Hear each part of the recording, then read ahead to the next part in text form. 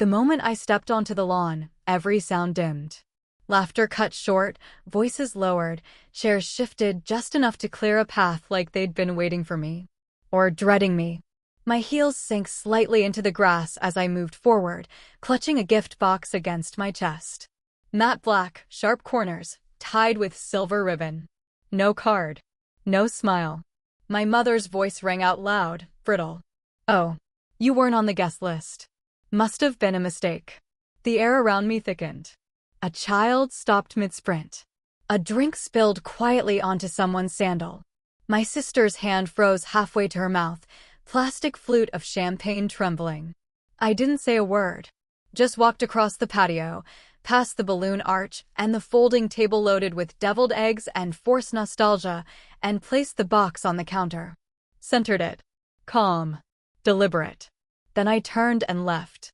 In the driveway, I unlocked my phone. Tapped the video. The one I had saved for exactly this moment. No editing. No title. Just raw footage and a promise I made to myself the night everything fell apart. I pressed upload. Then I waited. It didn't take long. 3 minutes later, one vibration. "Mom, what did you do?" Then 2 more. My brother. My father. My aunt. Each name lighting up the screen like a flare. Then the silence broke. "Brian, you don't understand what you've done." But I did. The story didn't start here, not with the gift, not with the party. Not even with the video. It started long before that. A night I tried to forget. But memories like that don't go away. They settle. They wait. 2 years ago, I heard something I wasn't supposed to hear. And I did what no one in this family ever does. I remembered. Back then, everything still looked normal. My name was still in the group chat. I still got birthday texts late, but sent. My sister still tagged me in filtered photos like we weren't drifting apart in slow motion. And then there was that night. I'd stayed later than usual, helping Mom clean up after one of her awkward family dinners. Brian had disappeared somewhere with his new girlfriend. Dad was nursing a second scotch. And I was rinsing dishes in a silence that felt loaded. I heard it through the thin wall. A whisper. Then my name. Then laughter. I stopped breathing. I shouldn't have heard it. I wasn't meant to. But the thing about secrets, they don't always stay in the room they're spoken in. I finished the dishes. I smiled. I left. And that night, I started recording everything. Not with cameras. With memory. Conversations, glances, offhand comments that didn't sit right. A pattern emerged. Small at first. Then undeniable. But I said nothing. I played the part. Until my name disappeared from the invitation list. Until I realized they were counting on my silence. And that's the thing about family. They never think you'll be the one to break the rules. They never expect you to show up anyway. Much less with a gift they can't return. After the upload, I didn't drive away. I sat in the car with the engine off, watching the house from a distance. The banner over the garage flapped weakly in the breeze, its cheerful font now ridiculous. Inside, they were reacting. I could feel it. Not just the panic texts, they were regrouping, whispering, blaming. That's what they do. That's what they've always done. 2 years ago, I stopped being useful. That's when the distance began. It wasn't dramatic at first. Just fewer check-ins. Fewer just thinking of you messages. Fewer invitations, until the invitations stopped altogether. And when I finally asked Mom why I didn't get a Christmas card, she smiled and said, "Oh, sweetheart, we thought you moved." I hadn't moved. Not physically, anyway. But emotionally? Yeah. I'd left a long time ago. It's strange, isn't it? How people don't notice your absence until you do something they can't ignore. Like walking into a party you weren't invited to, with a box they didn't ask for, and a truth they spent years pretending didn't exist. After that night, the one with the whisper, I didn't confront anyone. I just watched. The next time we all met, it was at my niece's recital. My sister made a joke about those who overstay their welcome. Mom laughed too hard. Dad didn't meet my eyes. Then came Easter. Brian didn't hug me, just nodded. Like we were coworkers at a job I didn't remember applying for. I started to feel it everywhere. The gap. The way they said my name like it was a placeholder. The way my memories didn't match theirs anymore. At first, I thought I was being sensitive. Maybe even petty. But then I remembered the look on my mother's face that night, just for a second, after the whisper, when I turned the corner too soon. Guilt. Real, naked guilt. And it was gone in an instant. Covered by a smile. Buried under practiced warmth. But I saw it. And when you grow up in a family like mine, where love is conditional and silence is currency, you learn to catch the things no one says. That's why I saved the video. That's why I waited. Because I knew they'd slip again. I knew they'd give me one last excuse to pull the trigger. And here it was. Brian's birthday. The missing invitation. My mother's sharp-edged welcome. The perfect storm. The messages kept coming. What is this? You need to explain yourself. Take it down now. I ignored them. But when the unknown number texted again, asterisk asterisk, you have no idea what doors you've opened, asterisk asterisk, I paused. Because I did. I knew exactly which doors. And who had locked them in the first place. The gift box was still in their kitchen. Still unopened. But that's the thing with truth. It doesn't need to be open to cause damage. It just needs to be seen. And soon, someone would. Someone who mattered. Someone who wasn't part of the lie. I started the car, finally. Not to leave, just to breathe with the windows down. And as the wind rustled the paper banner above Brian's garage, I wondered. Do they even remember that night? Do they know I heard it all? Or do they still think they got away with it? Growing up, Brian always had a way of slipping past consequences. Not avoiding them, just slipping past, like they didn't stick to him the way they stuck to me. He could break a window and Mom would sigh about boys being boys. I could forget to unload the dishwasher and suddenly I was the problem child with an attitude. It wasn't just discipline. It was affection. Attention. Apologies. He got them. I gave them. I used to wonder if I was adopted. Or if maybe there was some invisible scoreboard in the house I'd never been told about, one where my points never added up, no matter how hard I tried. By the time we were adults, I'd accepted it. The imbalance. The quiet roles we were each assigned. He was the golden child. The favorite. The one with the big laugh and the charming smirk that got him out of everything from speeding tickets to infidelity. Me? I was the reliable one. The fallback. The fixer. The forgettable one until I wasn't. 2 years ago, it started with a late-night phone call. Not to me. I wasn't supposed to hear it. But I did. I was staying with my parents that weekend. It was just after the holidays. The house still smelled like cinnamon candles and leftover judgment. I couldn't sleep, so I went to the kitchen for water. That's when I heard it. My name. Whispered. Then something else, lower, urgent, followed by laughter. Not the fun kind. The kind that's sharp and mean and private. The kind that follows secrets. I didn't move. I just stood in the dark, one hand on the fridge handle, and listened. The voices were muffled. I couldn't hear everything. But I heard enough. Enough to understand that something had been decided. Without me. About me. And whatever it wasn't small. I stood there until the laughter faded. Until the footsteps moved upstairs. Until I could breathe again without tasting copper. I never confronted them. I just filed it away. And started watching. Brian was different after that. Not outwardly. He still hugged me with that staged warmth, still told stories too loud at dinner, still treated life like it was a party he didn't help plan. But there was something underneath. A tension. A flicker of panic when I asked the wrong questions. A too fast deflection when I mentioned that night. Even Mom got weird. She started saying things like, "You always take things so seriously." Like I was making something up. Like if I just stopped asking, everything could go back to normal. But I didn't stop. And they knew it. That's when the slow freeze-out began. One event skipped. One missed invitation. Then another. Then silence. Until this week. Until Brian's birthday. Until the moment I saw the Facebook post, all smiles and balloons, and realized once again I wasn't included. Not even mentioned. Like I didn't exist. Like I was a ghost haunting their perfect timeline. So I made a choice. I packed the gift. I charged my phone. And I walked into their curated little celebration with the one thing they couldn't ignore. The truth. Not in words. Not in accusations. Just presence. And a single box they couldn't return. What they still didn't understand was that the video, it wasn't just proof. It was insurance. For what happened. For what they let happen. And for what I finally remembered. Almost. Not yet. But soon. After the party, after the upload, after the silence broke into panic, I drove. Not home. Just away. Through side streets I hadn't taken in years. Past the old school where Brian had once climbed the roof and been called adventurous, while I was labeled reckless for skipping study hall.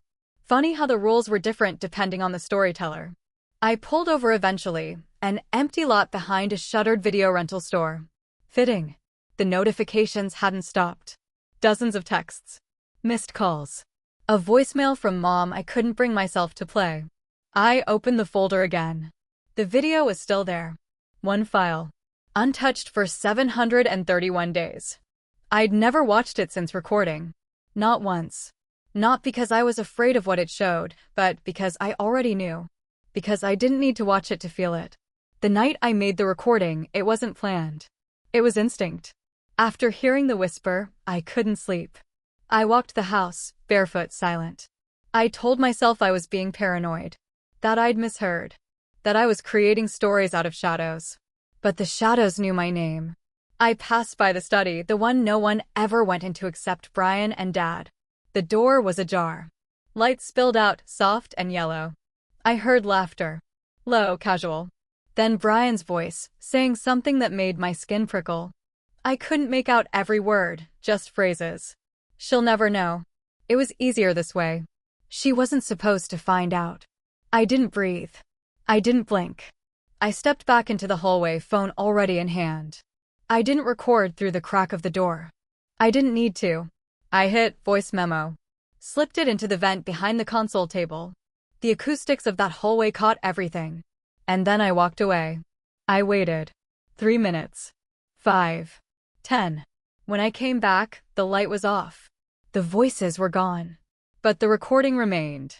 I didn't listen to it that night. Or the next. Instead, I transferred it. Saved it. Stored it on a cloud folder with a name only I knew. Then I renamed it 6 months later when I started to remember the details of what they'd been talking about. And then I saved it again. As proof. In case the lies ever started to look like love again. The box on the counter? That wasn't just a symbol. It contained a flash drive. No label. No note. Just a device. One they could choose to open. Or ignore. Either way, the file was already online.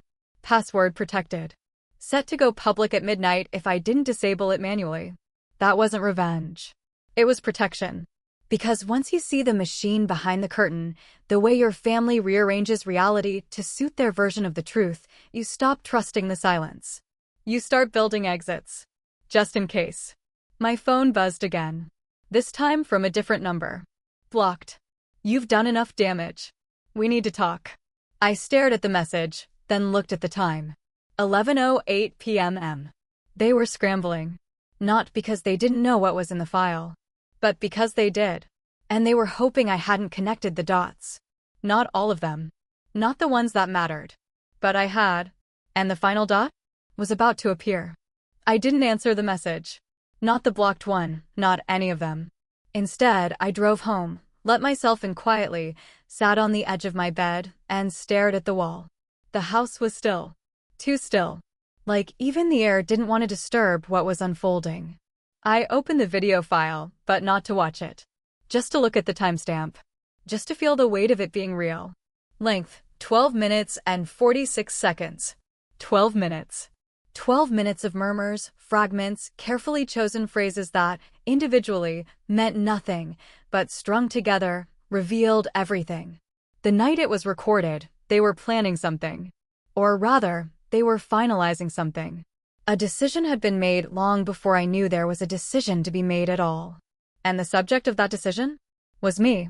It hadn't hit me at the time how orchestrated it all had been. How Brian suddenly started calling more often, not to check in, but to catch up. How Dad had asked for help with paperwork he never used. How Mom invited me to dinner just to talk about rearranging things, whatever that meant. Back then, I thought they were trying. Now I know they were laying groundwork, softening me. So when the shift came, it would look like my fault. My absence. My instability. My failure to show up. But I had been showing up. Just not in the way they needed me to for their story to make sense. 1 month after the recording, I was served papers. They weren't legal. Not in the court sense.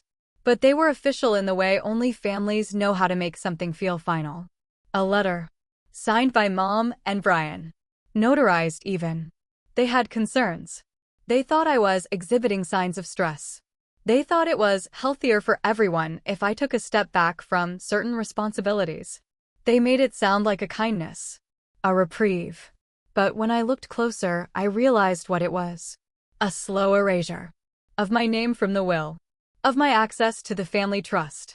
Of my role as power of attorney for my grandmother, whom I'd cared for during her last 2 years, while Brian couldn't be bothered to call. They rewrote history. They made me the problem. And worst of all, they convinced others. Cousins started avoiding eye contact. My aunt said something once at a barbecue about how strong I used to be. Even Grandma's old nurse looked at me sideways, like she wasn't sure if I was still allowed to be trusted. That was the plan all along. Not just to remove me, but to make sure no one noticed I was gone. Until now. Now they were all noticing. The silence had cracked, and what was spilling out was panic, not just at being exposed, but at losing control of the narrative they'd worked so hard to protect. The video was the match. But they were the ones who soaked everything in gasoline. At 11:52 p.m., another message arrived. From Brian this time. I know you're upset. But if you take it down now, we can fix this. You don't have to destroy the family over one mistake. One mistake. I read those words 5 times. One mistake. As if it had all been an accident. As if silence was an oversight. As if removing someone from their own life could be undone with a handshake and a group apology. They hadn't made one mistake. They'd made many. And now they were realizing. I had receipts. 12 minutes worth. And 8 minutes left. 11:56 p.m. 4 minutes left. I hadn't responded to Brian's message. But I hadn't stopped reading it either. You don't have to destroy the family over one mistake. That line echoed louder than anything in the 12-minute recording. Because what they still didn't grasp, what they refused to grasp, was that I didn't destroy anything. I just stopped protecting what was already rotting. I was halfway through typing a reply when the doorbell rang. I froze. Not a knock. Not a soft tap. A long, sustained ring that hummed through my bones. I moved to the window, stayed behind the curtain. Brian. Standing on the porch. Alone. No umbrella. No backup. No smirk this time. Just stillness. And a look in his eyes I'd never seen before. Not guilt. Not panic. Something worse. Recognition. He knew what I knew. And for the first time in years, we were both silent about the same thing for opposite reasons. I opened the door, but only halfway. He didn't speak. I didn't invite him in. We just stood there, surrounded by porch light and 2 years of quiet war. I saw the video, he said eventually. I said nothing. His jaw flexed. You always knew, didn't you? Still nothing. He took a step closer. You think this makes you brave? I tilted my head. No. Just done. He looked down at his shoes. Expensive. Untouched by mud. Polished, like he still thought presentation might save him. I didn't want it to go like this, he murmured. That made me laugh, quiet, bitter. No. You wanted it to go quietly. His eyes flicked up. It wasn't personal. That stopped me. It wasn't personal. Like it had been a business decision. Like sidelining me, rewriting my place in this family, excluding me from the care of the one person who saw me. All of it was just a clerical move. I felt something snap. Not loudly. Just, permanently. You let them believe I was unstable, I said. He didn't deny it. You removed me from Grandma's care plan. You changed the trust. You forged her signature on the revised directive. Now he looked up. Fast. I hadn't said that part before. But I knew. I'd confirmed it a month ago. And now, so did he. Who else knows? He asked. I smiled. Enough. A pause. Then, you uploaded it already? I didn't answer. He stepped back. And that was the moment he realized I wasn't bluffing. I never had been. He had gambled that I would stay quiet to keep the peace. But they forgot something essential. I was raised in a family where silence was the only language. I had learned it fluently. But now I was fluent in exposure too. 11:59 p.m. Brian took one last look at me. Then, in a voice barely above a whisper, "You're not the only one with receipts." I met his eyes. "Then upload yours." And I shut the door. 1 minute left. 12 a.m. The scheduled upload went live. I didn't watch it. I didn't need to. I sat in the dark, my phone face down on the table, listening to the silence. Not the quiet of night. The silence that follows impact. The kind you feel behind your ribs. That recording, it wasn't dramatic. It wasn't shouting or threats or a wild confession. It was 12 minutes and 34 seconds of my mother, my brother, and my father speaking like I didn't exist. Because to them, in that moment, I didn't. It began with Brian saying, "She's too close to Grandma. If we don't act now, the window closes." Then Mom, "She won't fight it. She's too passive. Always has been." And then my father, low and tired, "We just need to reframe the story. Make it seem like she's overwhelmed. Say it's burnout. That she's been forgetful. Unstable." And then the line I can never unhear. "She's not dangerous. Just not reliable. Just not reliable." 12 minutes of planning how to take everything that made me trustworthy, my calm, my consistency, my care, and weaponize it into incompetence. So they could revise Grandma's will. So they could assign Brian power of attorney. So they could claim her estate. So they could cut me out without lifting a pen. Except they did lift a pen. They forged the directive. Changed the beneficiary. Redirected accounts. And when Grandma passed, peacefully, gently, surrounded by everyone but me, they gave me one line in the obituary. No mention of the years I lived with her. The nights I held her hand through pain. The mornings I blended her medicine into yogurt so she wouldn't gag. Just a line. Survived by her loving grandson, Brian. I found the forged signature 6 months ago when I requested the original directive from her lawyer. He hesitated. Then sent both versions. The difference? One had my name. One didn't. The latter had handwriting that didn't match hers. But it matched Brian's. That's when I knew. And that's when I remembered the recording. It's strange, the way betrayal works. You think the worst part is the act itself. But it's not. It's the aftermath. The way people look at you like you're the one who broke something. The way your family, your own family, will spend more energy discrediting your pain than correcting their guilt. They didn't just erase me from a document. They erased me from their memory. Until tonight. Until the truth pulled them all into the light. It took 23 minutes after midnight for the group chat to explode. Screenshots. Silence. Denials. Excuses. Taken out of context. That wasn't meant literally. You misunderstood our intentions. But the internet doesn't care about tone. And my grandmother's old neighbor, the one who saw how many nights I spent at her bedside, she didn't need context. Neither did her lawyer. Or the local paper, once someone forwarded the video. And Brian? He was right about one thing. He did have receipts. But mine came with timestamps, signatures, and the one thing he never expected. A memory that didn't flinch. I didn't respond to the messages. Didn't answer the door the next day. I just made tea. Sat on my balcony. Watched the sunrise. And for the first time in years, I didn't feel erased. I felt real. Because when you finally tell the truth, not the pretty version, not the forgivable version, but the full truth, you don't just break the silence. You end it. For good.